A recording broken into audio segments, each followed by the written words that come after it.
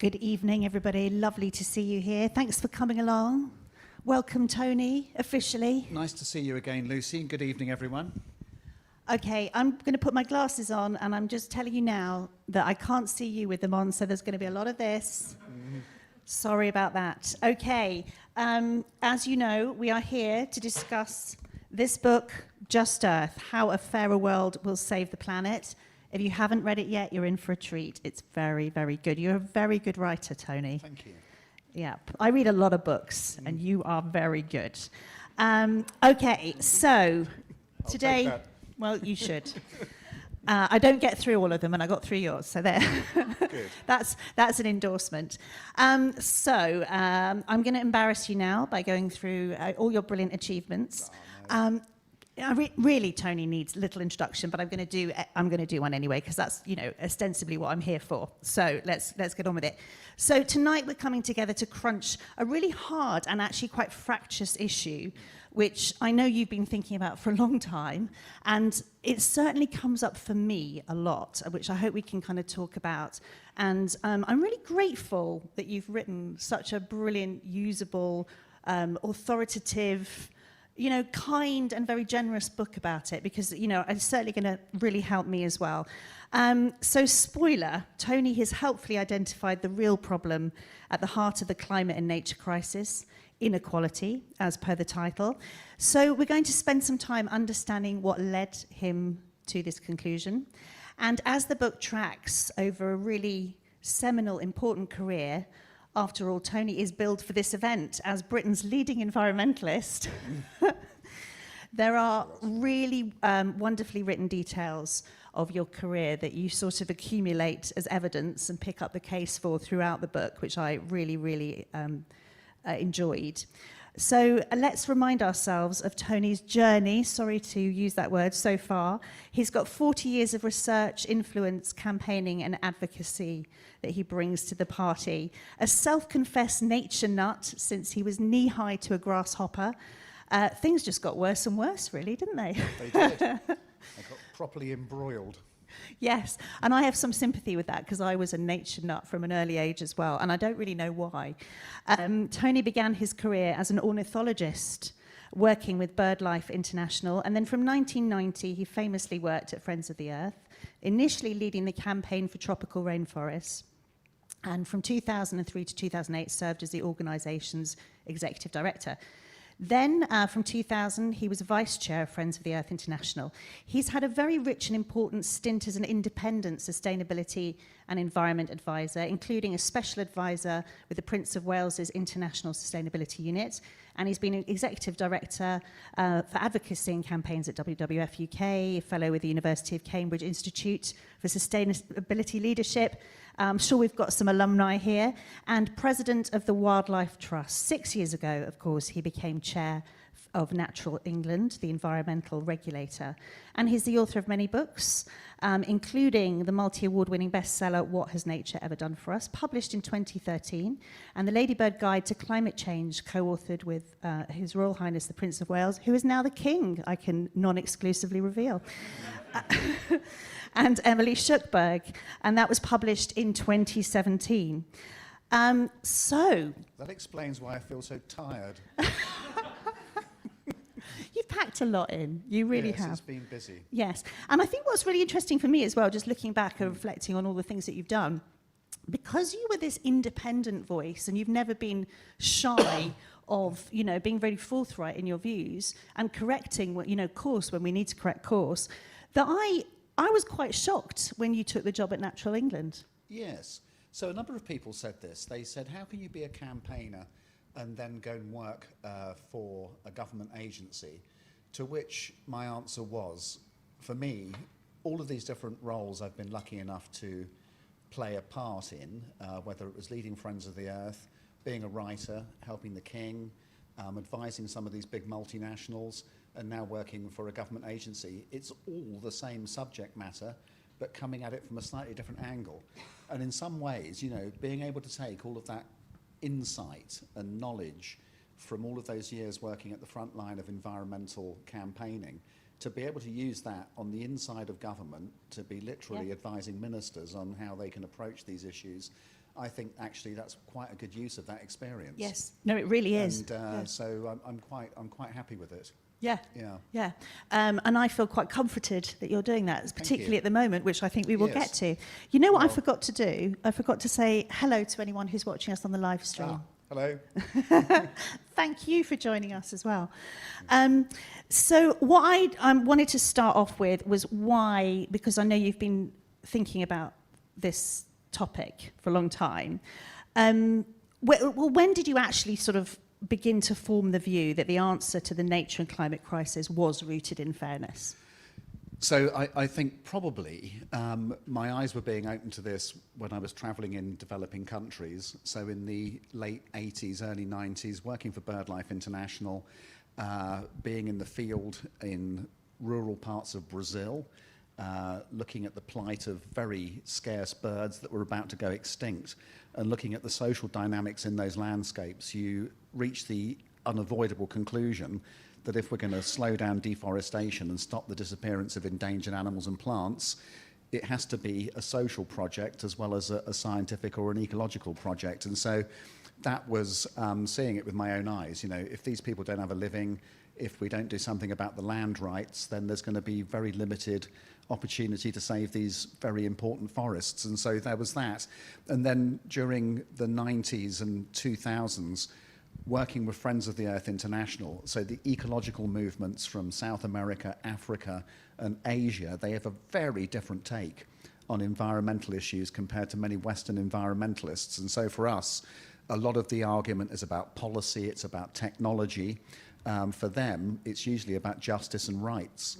And, you know, bringing these two things together, in my mind during that period, I think that was very powerful. And, you know, that certainly informed a lot of the campaigning we were doing in Friends of the Earth in this country. Environmental justice became a very big part of how we were framing the issues.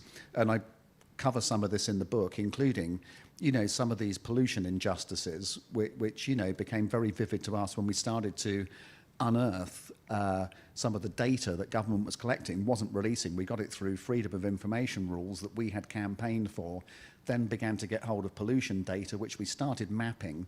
And we discovered that the most serious toxic pollution was being released next to the poorest communities. Yeah. I mean, it was a staggering insight we got when we looked at the pollution in terms of the dots on the map, and then we mapped that against the indices of social deprivation, and we found that the two things were right there together. Mm-hmm. And so, you know, you kind of come into the environmental justice discussion very often through the prism of climate and, like, you know, rich countries emitting most of the pollution, the most serious impacts falling on the least able to cope communities in the developing world, environmental justice on our own doorstep. And so began to piece together these connections whereby you can see a massively unequal distribution between the people who are making the decisions, whether they be investors moving capital between different enterprises, policymakers deciding that we're going to carry on burning fossil fuels, or spatial planners who are deciding where to put industry or housing. Those people, by and large, not the same people who are feeling the consequences of that in terms of the impacts of climate change, pollution, or access to green space. And so that's quite a realization. It's just to understand that basic point about who's deciding how, you know, we're going to proceed with our civilization, if we can call it that, and then who's going to be feeling the consequences of it. So the imbalance of power is a critical bit of this fairness point. It's not only about inequality in terms of wealth. I mean, that is a huge part of it too. And obviously also a big race dimension in here alongside all of that. Yeah. And do you think that's been kind of something that has been slow to catch on in the UK in particular? I don't think it's caught on. I think, you know, it's still a niche pursuit talking about environmental issues in this way. Mm-hmm. And, you know, this is one of the reasons why, you know, we find it so difficult to solve these problems, is because the justice piece is not there. And in fact, what you find, I mean, it almost makes me laugh, it's really not funny, but the perpetuation of the environmentally destructive status quo, it is often justified in the support of the cause of poor people. Yeah. So Why can't we clean up our water? Well, we don't want to put water bills up. What, because that's going to affect the rich people? No, it's because it's going to affect poor working people. Therefore, the water bills don't move to get the investment we need to clean up the sewage pollution, and so we perpetuate it on the basis of keeping bills low in the name of the plight of the least well off. And so this argument about inequality and environmental questions, often it's got completely the opposite interpretation to the one which I think the evidence would sustain. And so this is really quite a weave of issues that come together when you start to interrogate these different connections. And I'm sure we'll come back to this as well. Well, just on the water issue, because obviously you covered that. Yes, yeah, good product placement there. Thank you, Tony. Thames Water's finest. Yum, yum. Okay, on the water issue, that point can seem really intractable. It can seem really hard to push against. So we're constantly told there's a cost of living crisis. People can't take it. So what is the mechanism, just briefly? And we're leaping all over the place here, but whilst we're talking about it. Greater equality. Do you know what? I mean, the origin of this book, I mean, I'm talking about days in Friends of the Earth, and, you know, it was a chance conversation I had with a former Swedish environment minister in December 2008 that put this book into my mind as something that probably would need to be written at some point. And sitting next to her at dinner at the London School of Economics, and I said, you know, can you just explain, please, why Sweden is so much greener than the UK in terms of vehicle standards, commitment to renewable energy, huge big national parks and green spaces, massive recycling, district heating. And she said, it's very simple, she said, it's because we're so much more equal than you are, right? It's interesting. I thought she might start talking about going out swimming in big lakes and collecting mushrooms and all these things, but it wasn't. She said because we're so much more equal than you are. And then we talked a bit more about this. And like, you know, fuel taxes in Sweden, if you've got quite an equal society, you don't have a group of people who look like the victims in terms of an environmental policy. And so, you know, everyone's in it together, and so long as you've got a reasonable science-based case that everyone can see, then yeah, we'll go along with that. It makes perfect sense. Whereas in more unequal societies, the political reaction to this is a howl of protest from people who can't make ends meet. And perfectly understandably, that would be the reaction. And so the political problem is exacerbated by the fact that people can't afford to pay their bills. And this works across, well, transport, and so fuel taxes, the congestion charge in North London. Do you remember when Boris Johnson's constituency was being contested in a by-election? We had that big argument about the congestion charging. That wasn't about the facts or the reality of air pollution killing lots of people in London. The pushback there was because people wouldn't be able to afford to pay it because they were on low incomes. And that turned into a big pushback then on net zero.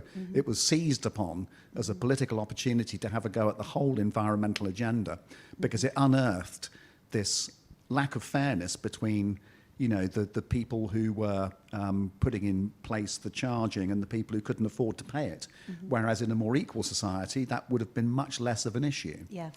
So, I mean, this stuff, it's profound and it's big, and it leads you into thinking that actually if you want to solve these environmental problems, we're going to have a much fairer society that's going to enable us to do it, because, you know, the lack of justice that is perceived with these things, it stops them occurring. It sounds like it would also solve a number of issues, or could be the answer. We're looking at the rise of populism, the way that reform weaponise, exactly. and even the Tories now. Yeah, well, no, it's happening in real time, right before our eyes right now. So an attack on net zero yesterday from the leader of the opposition. You saw what happened in the United States. A dynamic is in play whereby people who are less well off and feel as though they're the victims of the green agenda, the green issues are weaponized in politics to generate support for the kinds of approaches that, you know, would sweep that aside. And so, you know, the cost of living, people can't afford to do all this net zero crap, therefore we're going to get rid of it. And that works as a political proposition, and it's in populism right across the world at the moment. Is like, you know, greenery is getting in the way of ordinary working people being able to afford, you know, the basics of modern life. Okay, so we are. Let me just go back a little bit. So you this idea has been fermenting since that conversation in 2008. Yeah. Which raises the question: why are we just looking at this new book now? So this took. I mean, there's a lot of reflection in here. I've now written, I don't know, 10 books or something, and this was the hardest by a long way, just because of the weave of the issues. And you know, we've just touched on some of them already, but there's a lot of complexity behind all of this, and getting that right, I found was important, especially in producing something that's readable. And, you know, which can come off the page in a way whereby you can kind of get the argument without having to work too hard as the reader. But it took quite a lot of work as the writer to get it to that point in being able to reach that stage. And so it took a while, and actually I think it's good that it took a while, because had this come out 10 years ago, I don't think it would have had the resonance or the timeliness that it's got right now. So this stuff was in gestation for decades, reaching the point that we're at in 2025, but I think arriving in 2025, when we can see, as I say, these things occurring now in a dramatic way in front of our very eyes, I think this is the moment to publish it. And actually, I did show it to publishers 10 years ago, and they said, no, not really. But lagging indicators. What do they know? Yes, exactly. Yeah. Well, I do think you've done a really great job, and it's certainly going to help me at a time when I really, really need help, because some of the things that you're talking about, you know, I struggle to articulate I work a lot in fashion textile space, and, you know, today I've had at least 3 arguments about fast fashion and limitations of that. And I'm often told, you can't attack fast fashion, it's all people can afford, blah, blah, blah, blah, exactly. blah. And I said, well, the reason I was put on earth was to attack fast fashion, so you know, you're not going to win this. Role. But another thing that I really do like about the book, and another thing that I think is a really useful point, is that you also examine some of the metrics by which you come to your conclusions. I think probably most of us here are familiar with the flaws in GDP and, you know, alternative ways of, you know, ascertaining how healthy a country is and all of that kind of stuff. But some of the measures of inequality really fascinate me. I wonder if you could just talk about a couple of those and, you know, where you came across some of these things. And it's obvious that research struggles to get airtime. And it leads me back to this point, and it's something that, you know, has been with us certainly in the UK since Brexit, is that you're often, especially if you do broadcast, you're put up against somebody who's weaponizing net zero or green issues, and they've got sound bites which are not rooted in fact.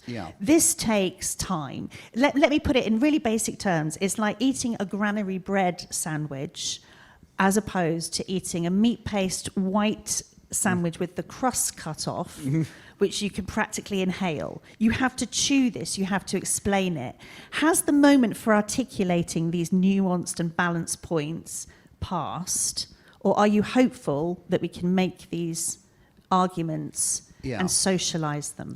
Yeah, so that's a really good question. And so one of the things that I tried to avoid in creating this granary wholemeal feast was to avoid falling into the trap of oversimplification or partial cherry-picking of facts, and to try and keep it in the space of reality and with, you know, sources you can go back to and check the technical literature and everything else.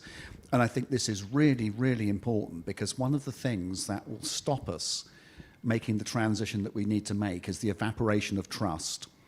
And so I was actually at a meeting the other day with some business leaders and hearing from an academic, a political scientist who follows all of these environmental trends through like a political science prism. And he was asked by one of the people there, what is the answer to this populism? It's like it's seizing control now of the media space, and people are, like, you know, lapping up this stuff. And he said the only thing that's going to be able to be an effective counter to this, he said, is credible voices who speak the truth, right? And that is something which can hopefully begin to refoster the level of trust we're going to need to be able to find the common endeavour to be able to deal with these issues. And, you know, simplification is essential, communications is absolutely vital, but I take a quote from Albert Einstein, who once observed that things should be made as simple as possible, but no simpler. So I think it's a really profound thought from Einstein about how you can like crunch things down to a level whereby, you know, you've got the essence of them, but if you go beyond that, then you start to get into the realm of fabrication and, you know, made up stuff. Mm-hmm. So that was one of my guiding lights in writing this, was to try and write in a way whereby, you know, you're actually conveying truth rather than mythology, and to write it in a way where it's not polarizing. Mm-hmm. And so, you know, it acknowledges the benefits of industrialization, the benefits of technological development, up to a point, the point of GDP growth and why that is a positive thing up to a certain level. So seeking not to dismiss the genuine progress that's been made in the world, at the same time as highlighting how we need to adopt a different track before we destroy the progress that we've made. And so that was quite hard to do. I mean, and we're all drawn in, especially in the social media world, to get into that aggressive exchanges of sound bites, yeah. Which I'm perfectly capable of doing, yeah. And I do on a day if necessary, but it's not necessarily going to be the solution. Would you go on GB News and No. do? No, good. Good. Thank you. Nor should anyone else.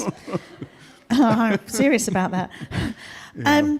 And as you were writing the book, obviously, and coming up to, you know, late revisions and almost publication time, the 47th President of the United States yeah. was elected. Yeah. Did you have to make any revisions on that basis? Or I did. I did make a few revisions at the last moment, including the fact of him having 13 billionaires in his cabinet. The fact of the day that Los Angeles was being incinerated, he withdrew the United States from the Paris Agreement on climate change. You know, some of these little moments that really mark the age that we've entered. And I think an invitation to all of us to think about what we're going to do about that and how we react. And so, so it's fully up to date with those moments. Also, actually, I got in there the Met Office finding that 2024 saw an historic jump in the carbon dioxide concentration in the Earth's atmosphere. It went up by double the rate it had been for previous years, pretty much double the rate, caused by massive forest fires globally. Also, the carbon sinks now beginning to fail as a result of drought and overheating of forest ecosystems. They're sucking in less carbon. More of it is left in the atmosphere. And so, you know, kind of juxtaposition of these kinds of facts with billionaires, oligarchs running the most powerful country on Earth, the carbon dioxide shooting up to a new level with one of the world's largest cities on fire. I mean, this is not science fiction. This is 2025. Yeah. This is where we're at.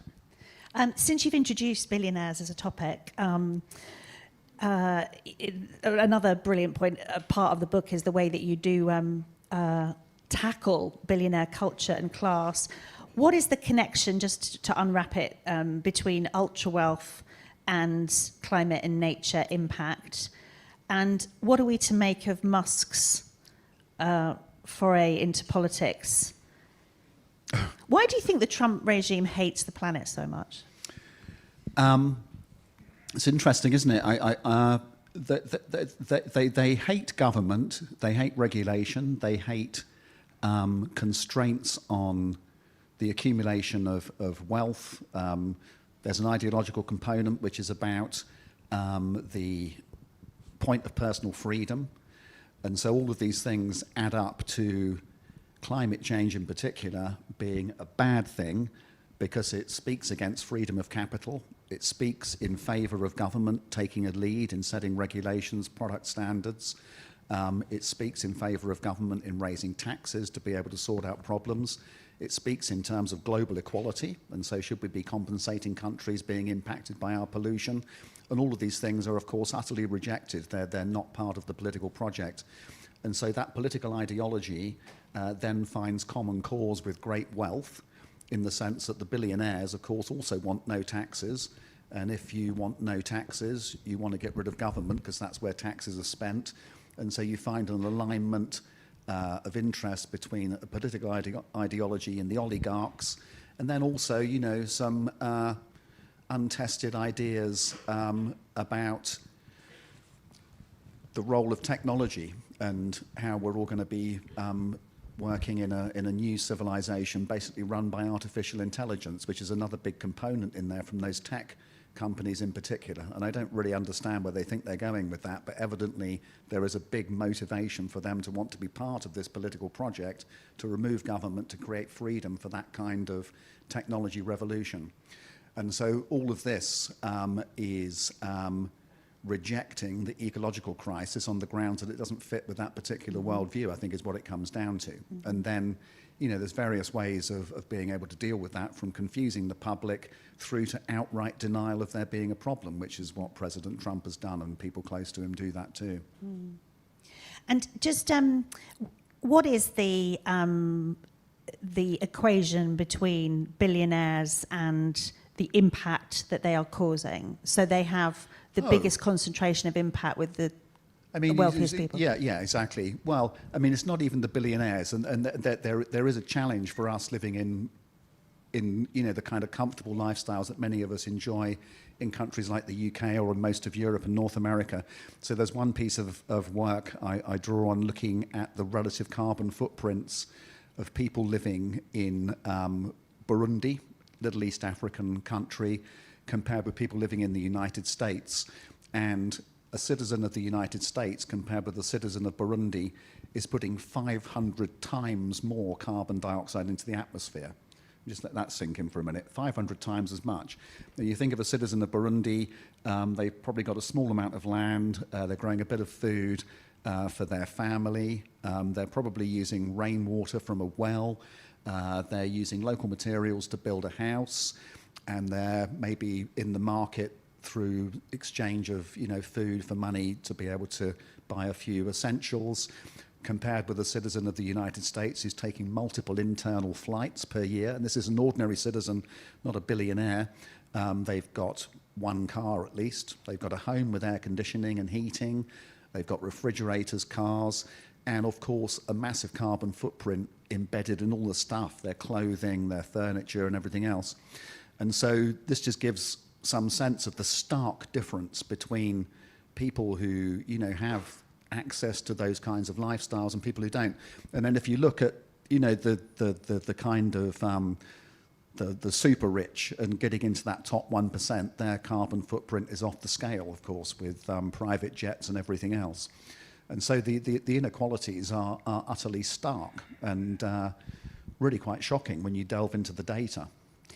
And there's also a cultural component, isn't there? I think Big time. Yeah, you say somewhere in the book, and I'm paraphrasing, so correct me if I got this a bit wrong, but I really thought it was such a good observation that at one point you talk about we are much more socialized around the arguments of the super wealthy because we hear from them a lot, you know. Yeah. And I was thinking about TV because I love TV for my sins, and there's so many programs about ultra rich people the whole time. You know, if I'm not watching something about save money, buy the cheapest, then it's these guys have got a super yacht, be really grateful for them. You know, it's such weird extremes when I think about it.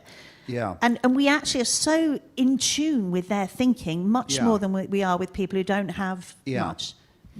No, it's right. And so one observation that's in there is the extent to which, you know, the failure to cut emissions or to save resources or protect natural habitats or clean up rivers, that conversation is happening at quite a superficial level between environmentalists and policymakers, exchanging, you know, data about parts per million of CO2, different ways in which you might regulate different sectors of the economy. Whereas what's really going on in society is at a much deeper level. There's a layer of it which is about economics, and we all know what that's about. It's about growth in GDP. There's a layer below that which is about politics, and there's a seamless consensus across societies now about the need to grow GDP. And then below that is a cultural layer, which is basically the kind of social fabric that exists in societies, and that social fabric has been dyed with this infusion of admiration for super wealth. And so, you know, the challenge to this very unequal world is now limited by the extent to which we've all literally bought into this.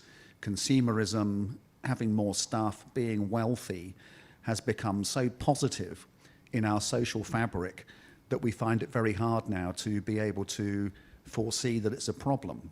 And I think that is operating at really quite a deep level. Yeah. And the fact now that most of the world's media is owned by billionaires makes it quite hard to unearth a debate about this on the platforms and the spaces that are now controlled by them. I can't imagine, well, the Telegraph had a go at this book the other day, of course they would.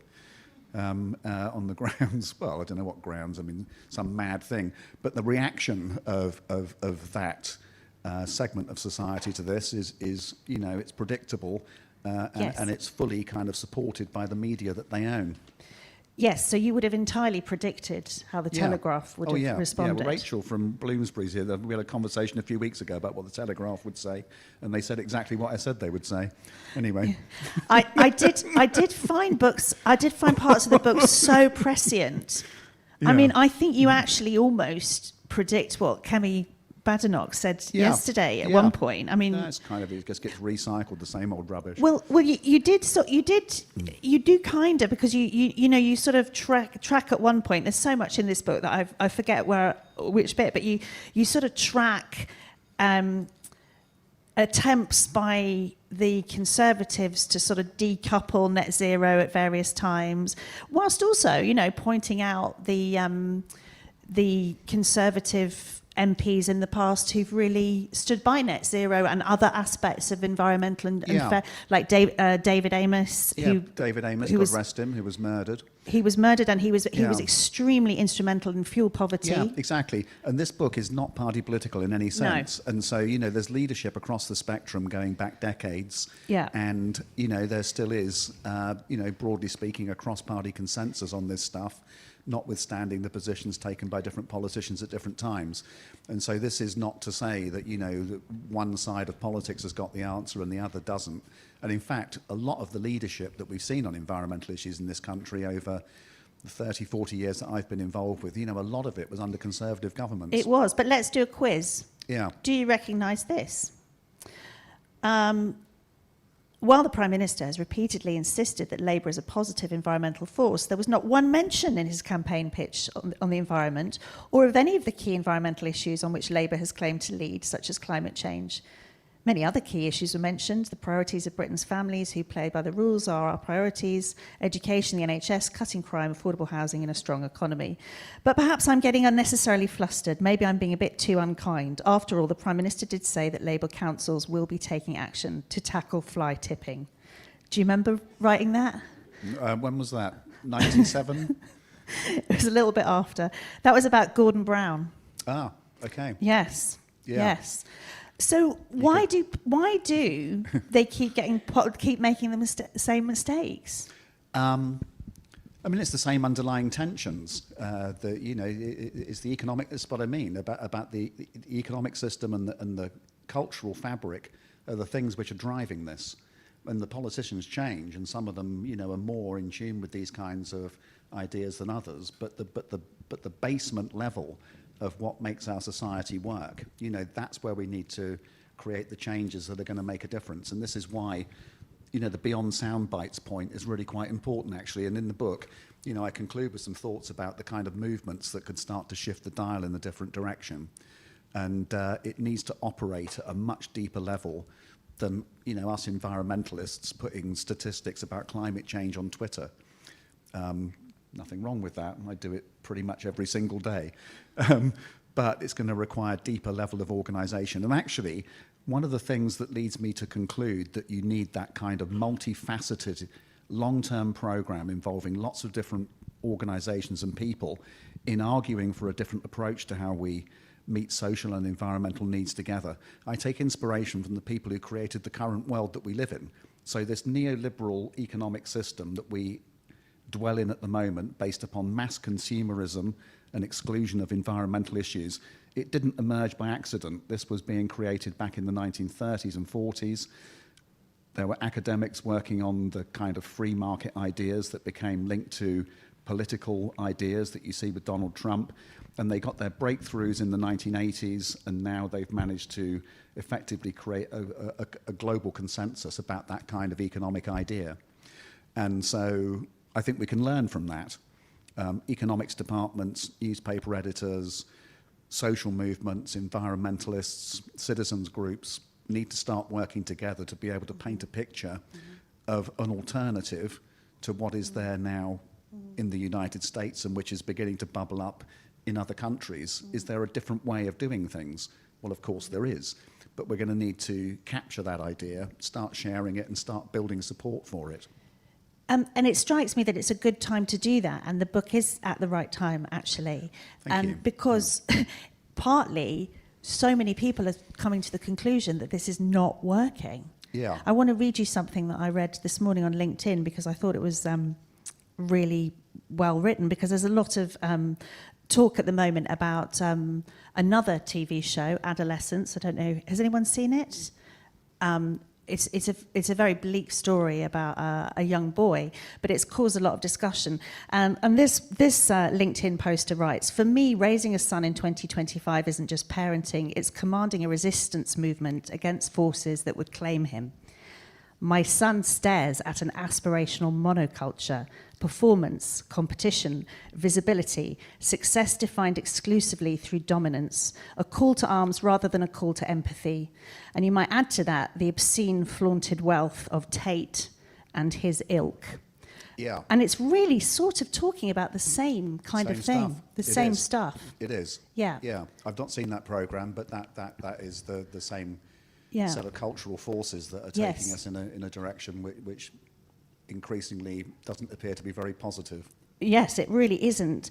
So could you talk about some of the movements, for people who haven't read the book yet but are going to, that you do find positive and a possible sort of template for how we build these kind of forces? Yeah.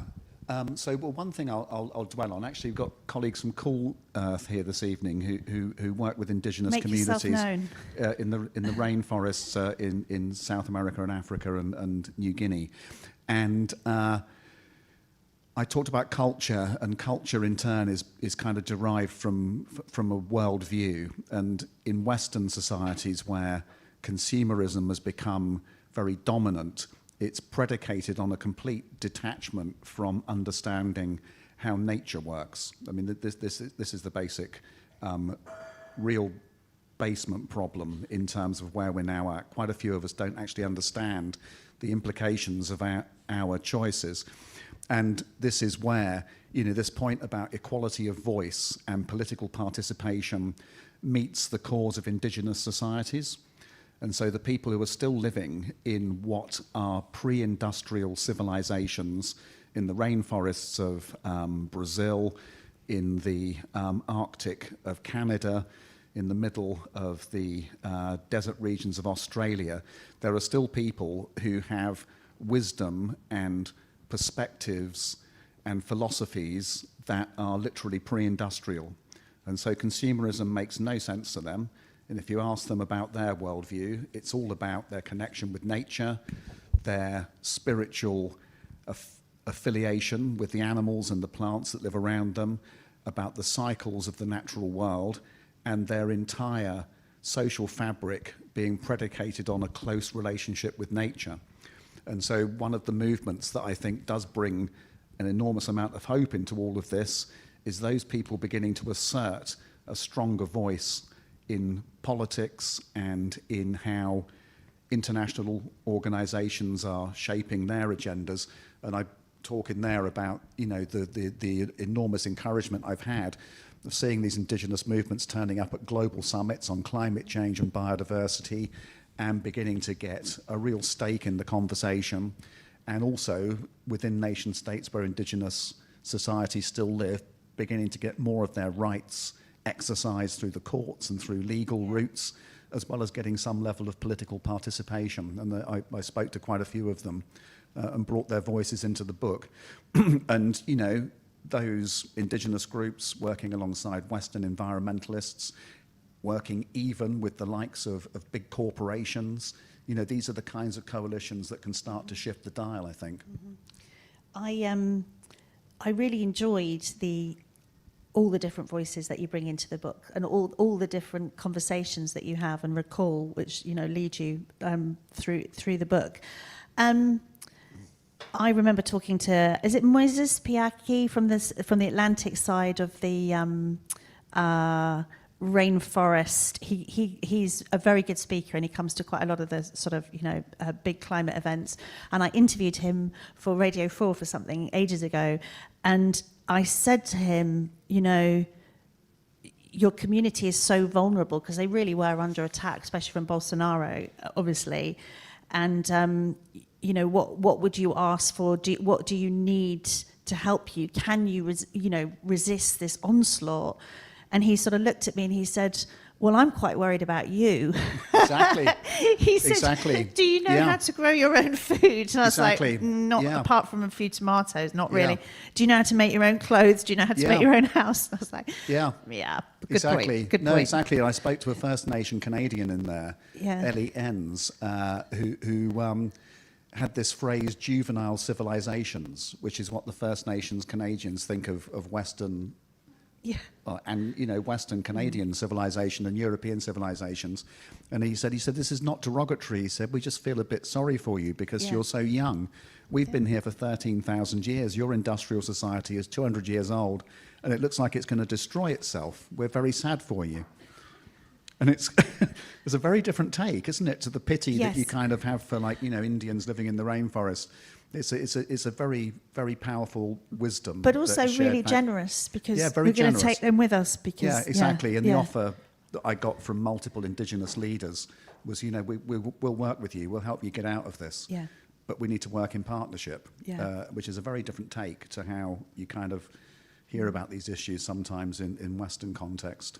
Yeah. And you also mentioned there's a very illuminating chapter on targets and treaties, which you can't say about every book. No.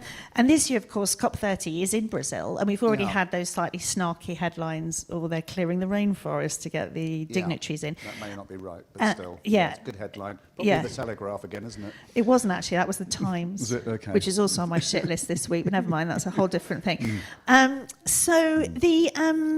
But this kind of pushback against COPs and those kind of meetings. I'm not saying it's not deserved in some cases, but anyone here who's been to COP will have experienced it. Before you go, everyone's like, oh, that's terrible. Have you seen all the limousines? It's dreadful. Oh, my God. And then why are you going to that? Even in Glasgow. And then you go there, and actually, you might spend time with an indigenous group that are there. You might have a really positive experience, and then you go out of that bubble, and everyone's like, "Oh my God, you didn't achieve anything." Do you think there is a point to them? Well, it's essential in the sense of we're all living on one planet, and it's divided into 206 countries or whatever it is, but there's only one atmosphere. And the ecosystems that span boundaries like the Amazon, it's in like 9 countries or something. You cannot solve these problems in isolation as one country. Never mind, we're all connected now by trade agreements and everything else.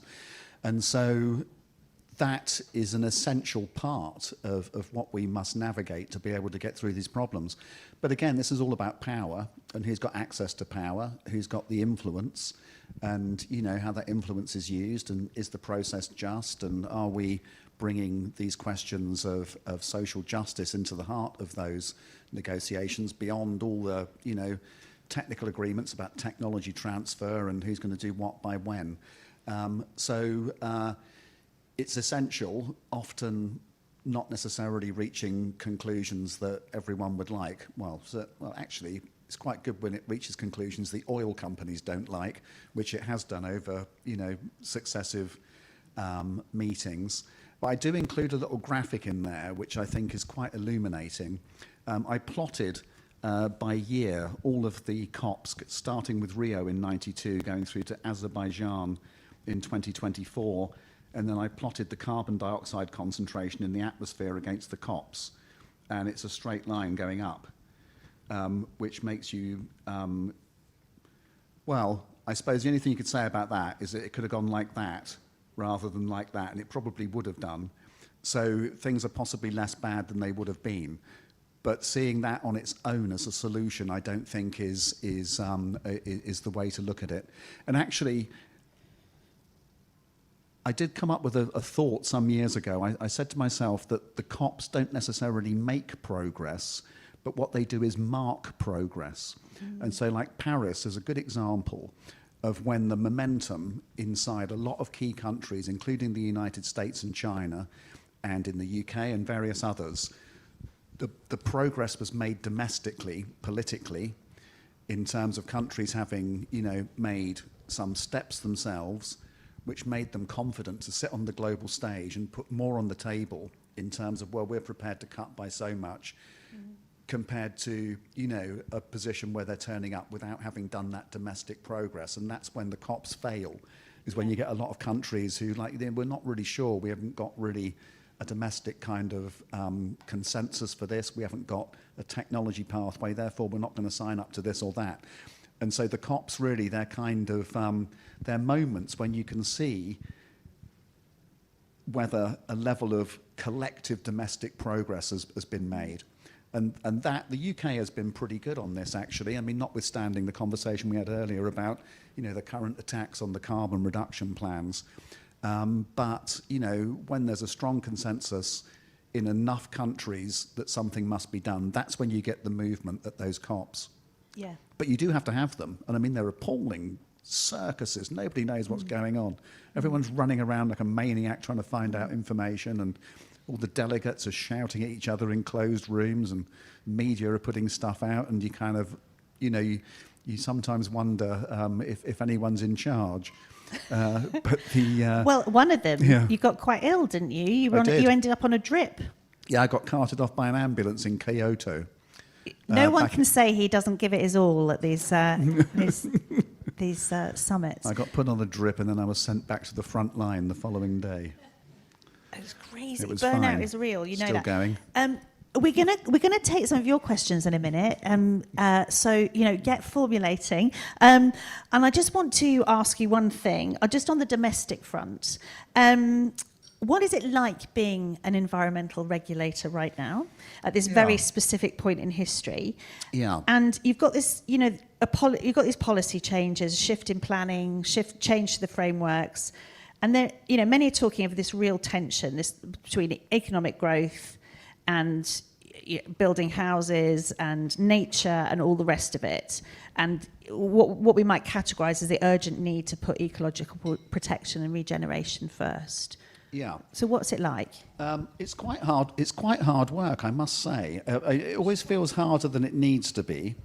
But in the 6 years that I've worked with a government regulator, I mean, the politics is constantly changing. In fact, I'm on my 7th Secretary of State for the Environment, who is my boss. Isn't that incredible? So I'm on the 7th one in 6 years.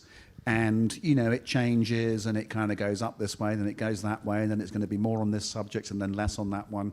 And what we hopefully can do is be a bit of a golden thread that works between administrations, keeps an eye on the long term, helps guide government towards meeting its targets.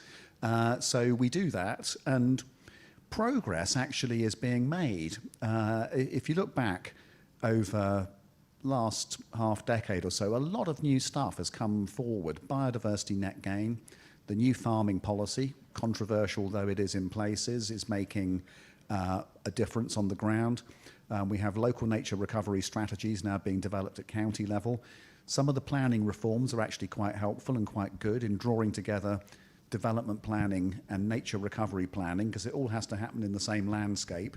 Previously, what we had was these things clashing. What we need to do is join them up in an integrated way so that when we're building houses, we're also rebuilding ecosystems for the people who are going to live there. So that's positive. Early days, but we're moving in a good direction on that. And it's not so much our bag at Natural England, but the government is pressing very hard at the moment on getting to the renewable energy target that they've set themselves to decarbonise electricity by 2030. That, again, quite bumpy in terms of some of the things that come with that, like new cables, renewables going into the landscape and everything else.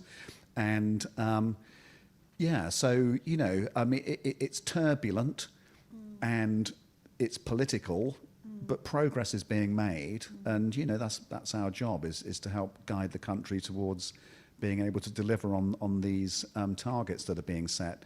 And actually the targets are pretty good in some ways. It's the bit between the target being set and the delivery of it, which is the complicated bit. And you're seeing some of that in the media at the moment with this planning stuff. I mean, the thing is, I mean, there's a lot being said about, you know, we need to grow and, you know, build and, you know, get the infrastructure in. And there's a little bit of rhetoric about some aspects of wildlife legislation, but there doesn't seem to be an intent to weaken the protections. And what there is going on is some new structures that hopefully will enable us to go further. But it's interesting that the politicians feel as though they need to kind of bury that and to come with this very strong growth narrative for whatever is interesting to... Yeah, I mean, I don't work in number 10, so I don't know what the... Well, it has been suggested, and I'm sure you can't comment on this, that a lot of the people that work in number 10 don't have any interest in nature whatsoever, and that might be some of the issue. No, you're right, I can't comment. I did bristle slightly at the newt lover bashing rhetoric. Oh, well, Come on, that must have hurt. That's traditional. It's tradition. That's been coming out of number 10 ever since Tony Blair. Actually, John Major. I think he might have done the first newt speech. So this is, yeah. Such amazing creatures. Right, I could chat to Tony all night, clearly, but I must let you ask some questions. Who's got a question? And we've got a microphone. George is going to bring it to you. You'll miss us when we've gone, so... Oh, yes, Matthew. So, I didn't want an awkward silence, so I thought I'd jump in. Tony, you've been doing this for a while now. If you were starting your career as a 22-year-old, would you be an anti-capitalist or an ecologist? An anti-capitalist or an ecologist? I'd be an ecologist because I'm not even an anti-capitalist, even after all of this. You know, we're going to need an economic system that's going to be able to get us out of the mess we're in. I think my main point about capitalism would just be to say it needs some honest numbers putting into it and counting nature and climate impacts as part of the calculation as to, you know, the viability of investments. We'd get completely different outcomes, and some of that's in the book. So I would say be an ecologist, but learn about economics, which is what I've done as I've kind of gone along. And actually, I do make the point in the book that for 40 years of my career, I've had economists sharing views about environmental policy, and I say it's high time to return the compliment and have an ecologist talking about economics, which is what I do in there. So I think be an ecologist and learn about economics. I think that's probably the pathway. Thank you. We'll take a question here, then we've got one over here. Thank you. Thank you. I'm interested in your input into the book Harmony. I know it was quite old now, but the King is now doing a movie. And I was wondering if you had any input to it.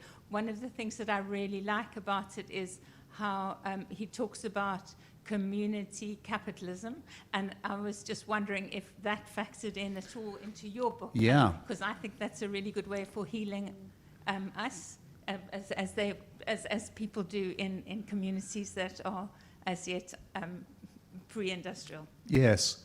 So for those who may not know, so Harmony is a book published in 2010 by the Prince of Wales, now King Charles, and I was privileged to be a co-author on that book. And there are echoes of that in here in terms of this integrated way of thinking about joining up the social, the community, the environmental and the economic, being inspired by nature in terms of how we design our economic system, all of that.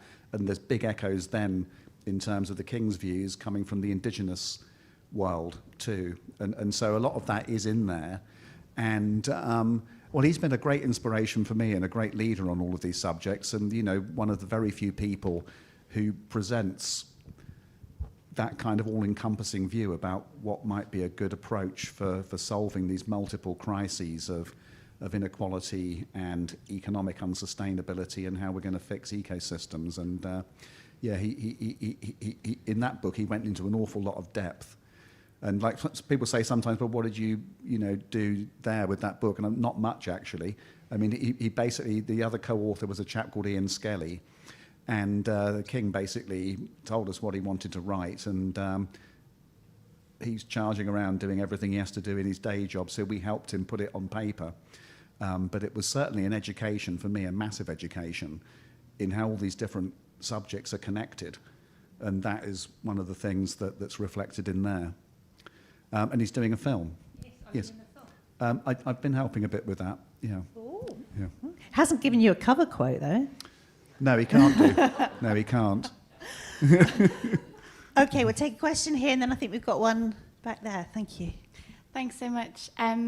You spoke a little bit about the UK has been very proud for many years of the cross-party consensus around climate change, and we've been seeing that break down as of late with the leader of the opposition speech as the latest example of that.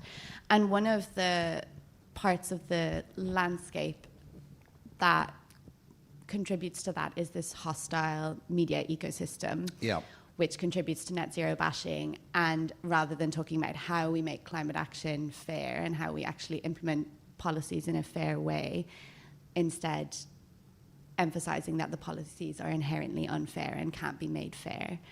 And I'm curious to hear what you think is the solution to changing that hostile media landscape, when I think last week there was a headline around the next generation, a new tranche of funding going into the next generation of right-wing journalists to continue with that trend.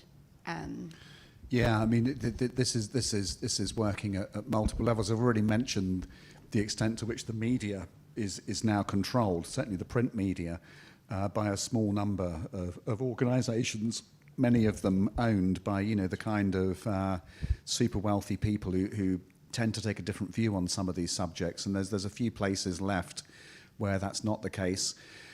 I suppose, one thing about the modern world is that now with the explosion of these social networking platforms is that no longer is a source of full control of the message anymore.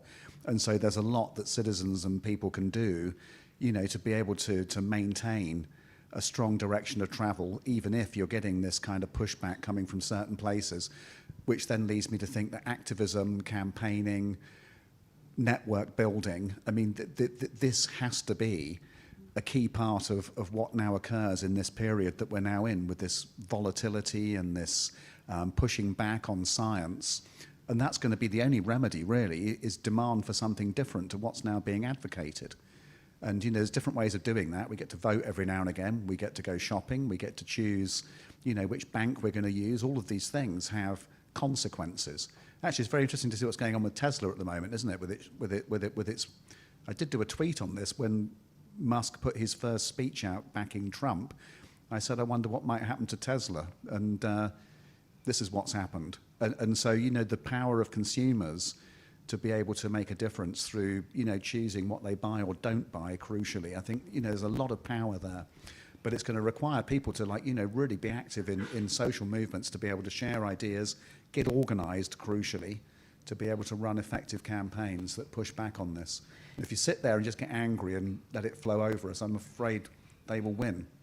There are little elements of change. I mean, I work in broadcast media a lot, and I've noticed for the first time ever that there was a thing established by just very concerned producers who put in protocols to make greener TV, cut emissions, and actually track and trace emissions and all of that kind of stuff.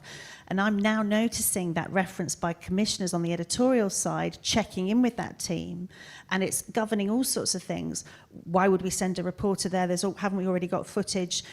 So starting and also checking in, should we cover this story on aviation? It looks really high carbon, and it's starting to percolate, and that's because younger producers are coming in and they are trained and they they will not let it lie, basically. Yeah. So this is where the change is starting to happen, Yeah. but too slow. Yeah. Okay, we could Yeah. probably have a whole chat about the media. Okay, so we've got a question here, then we've got another one here, and then there was another one over there. Hi, Simon Blackler. Tony, really interesting conversation. I think you're bang on. The time is nigh because, you know, the best time to plant a tree was 20 years ago. The second best time is now. In your book, at the end, you talk in the movements. Are any of them tackling or looking into the possibilities of employee ownership? Employee ownership. Yeah. Yeah. I didn't go into that, but obviously there's a huge set of models, alternatives to the current way in which business and organisational ownership works. And you know, there's a few high-profile cases here, aren't there? Like John Lewis's, where you've got you know, ownership of the company by the staff. Yeah. And I suppose the closest I get to that is talking about companies with purpose. And so, you know, the history of our corporations is to be geared up to making profit, whereas in the modern world, that's no longer viable on its own, and making a contribution to social well-being and environmental sustainability needs also to be part of what organisations are for, not just to be generating returns for shareholders. So I touch on that a little bit. I agree. I mean, I think actually there's a potential to diffuse populism, capital concentration, wealth inequality in one angle there by making the people who do the work sharing the value of it. Right. Exactly. That could be Okay, thank you. Could we pass that microphone forward to this person here at the front? Thank you so much. Thanks. Thank you. Just curious about something. So you mentioned the water utilities at the start and the impact on things like on poverty, for example.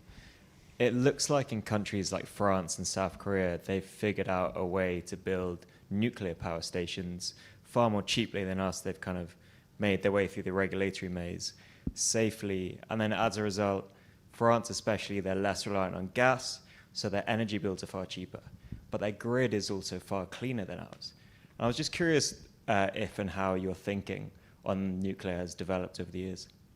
Yeah, so I don't go into nuclear in this book, but would observe how, well, in this country, France has done better. There has been, you know, a constant record of very serious schedule overruns in terms of plants opening, and also massive overruns in terms of cost. Government's currently committed to building new nuclear stations, one under construction at Hinkley, another one coming at Sizewell, and they want more down the track. Those are in planning. I think the issues with those are less to do with planning consents and the technology and more to do with the financing of it, because these things are very expensive and require a long operational life to get the money back for the investors. And if they are going to take a very long time to build and with cost overruns, obviously there's nervousness about the risk. And the thing that happened in France, of course, is it was backed by the French government's balance sheet, which is not the case here at the moment, really. It's kind of in the private sector. So, you know, they're going to be built here and it will generate low carbon electricity. Could we do better by running towards renewables more quickly? You know, some people would make that argument. I'm not putting a great deal of effort into it at the moment, in the sense of saying it like, you know, we shouldn't do it or we should do something different. But actually the other thing to be said about this is if you look at what's going on in terms of new generating capacity in the world at the moment, nuclear is really, it's almost a rounding error in terms of the difference it's going to make to the global electricity system. And so China's one country that's often set up as a place that's investing in building new nuclear, and it is. But if you compare what it's putting into wind and solar, actually still building coal as well, actually, it is a tiny proportion of where they're putting their effort. And I think in the global sense, the number of stations that are being closed far exceeds the number that are being opened. Because, you know, a lot of the nuclear capacity we've got, it was being built in the 60s and 70s and 80s up to a point. That stuff is now being retired. But the new stations that are being put in are not as numerous as those that are being shut. So I think probably it is a declining industry for reasons of cost, for reasons of, you know, cost benefit and where you might get electricity security more quickly. So the Chinese, for example, rather than putting effort into refining nuclear technologies, they're going towards batteries, which they see as like, you know, the big technology fix of the future, because you can store intermittent power coming out of wind and solar, you know, for periods when it's dark or the wind's not blowing. Anyway, it's a very interesting subject, but I think in the greater scheme of things, I think it's going to be a combination of storage technologies, renewables, smart grids, energy efficiency, probably that's going to be the way through into the quickest pathway to zero carbon. Okay, can we take our last question? Is it a nice, short, brilliant question? Yes, thank you. Sorry, too long-winded answers Yes, is the problem. Sit here droning Thank on all you. evening. Is it on? Yeah, Yeah. perfect. Hi. I'm Michael. I'm one of the Global North activists, I think, that you mentioned in the beginning, who talk a lot about policies. That's probably because I do think that the politicians are in a literally very difficult situation to find solutions how we can bring down emissions in a social and equitable way within the current media architecture. And so, Yes. like, I just wanted to ask you whether you can perhaps name a couple of beautiful examples where you think that nationally, but also internationally, there are policy areas which have been overlooked, where it's possible to make progress that is perhaps also social media proof, if you want to. Yeah, that's a good question. So areas where we can make progress, which would be uniting social justice and environment, you mean? And home energy efficiency. This was one of the first things I was involved with, and I went to work at Friends of the Earth. Well, I was doing tropical rainforests, but we had colleagues working on a campaign to get every house in the country insulated. And, you know, this has multiple benefits in the form of it creates loads of jobs right across the country. So a coal mine that, you know, you might want to close because of reasons of climate protection, and you lose jobs. If you go for home energy efficiency, those jobs can be created anywhere, including where the coal mines were. And so it's a way of distributing environmental improvements into employment across an entire society. So that includes double glazing, loft insulation, now with heat pumps for plumbers and electricians. And so, you know, this creates a lot of employment. It drives market demand for environmentally sustainable innovation. And of course, if you target that investment towards people on the lowest incomes, you save them a lot of money. You look what happened in 2021, 2022 with the invasion of Ukraine, and then the energy price spike. So had we done what we said we were going to do 20 years before in improving everyone's homes, not only would that have meant that those people could have kept warmer at lower cost, it would have saved this country billions of pounds, because we wouldn't have had to have subsidised so many people who couldn't afford to pay their energy bills.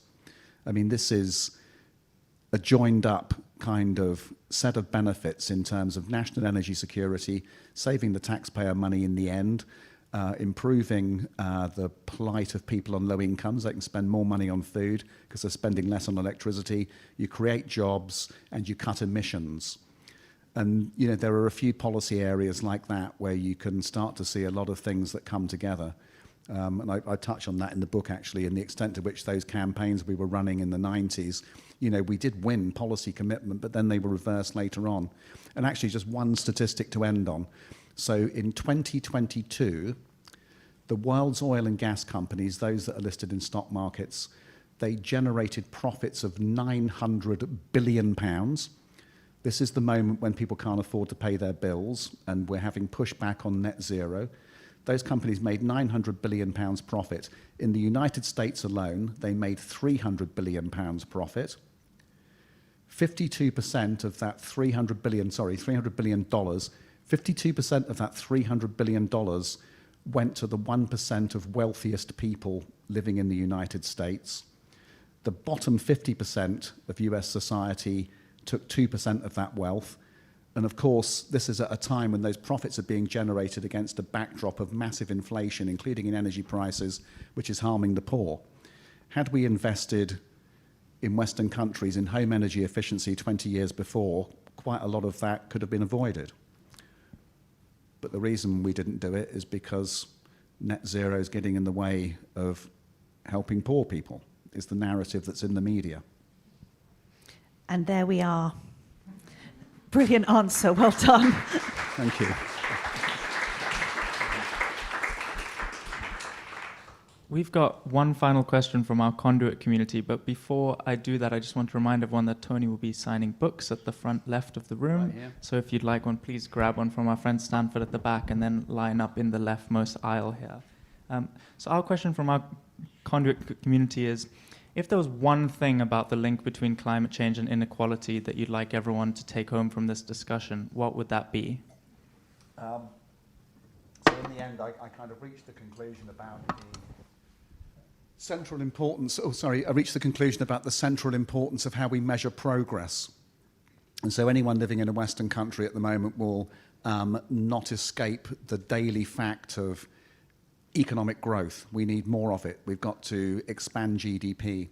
And I think it's going to be necessary and positive to think about ways in which we might improve on that measure of progress, because that is our principal measure of progress, but it lacks any real appreciation of a whole series of other factors that ideally we should be improving at the same time. Is it improving inequality? Is it improving the state of the environment? And we know that GDP, at least through historic patterns over recent decades, it's generating more inequality and it's driving environmental destruction. So can we come up with a better way of measuring social progress? And the answer is yes, we can. There's lots of good alternatives. And so beyond GDP, I think, is really quite an important question.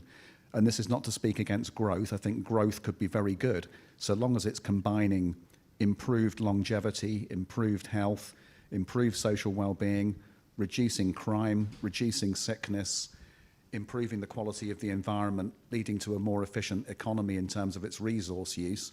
If all of those things are combined into a new metric, genuine progress indicator is one that I land on in the book here, which is a really good idea, which combines all of these things together. And if you get growth in that metric, then society is genuinely improving, rather than trading economic growth against these other essential societal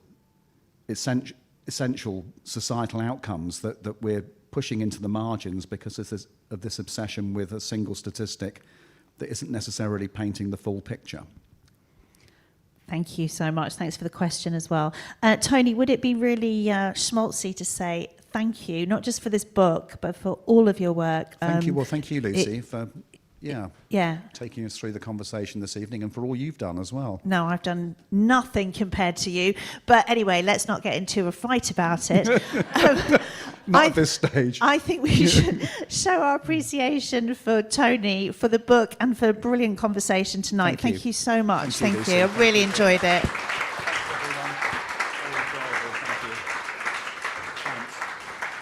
And Tony, I'm going to release you to go and sign your books. If anyone wants one, I hope you do, because it's a really brilliant read, and you'll fly through it now because you've had all the basic training. Thanks for coming, and thank you for joining us online. Thanks, Lucy. Thank you.